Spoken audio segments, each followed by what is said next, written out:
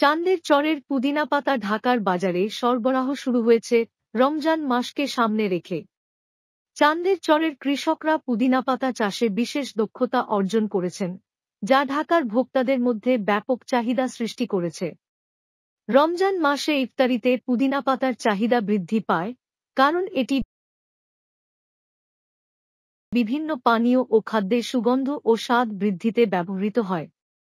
চান্দের চরের উর্বর মাটি ও অনুকূল আবহাওয়া পুদিনা পাতা চাষের জন্য উপযুক্ত, ফলে এখানে উৎপাদিত পুদিনা পাতা স্বাদ ও গুণমানে উন্নত।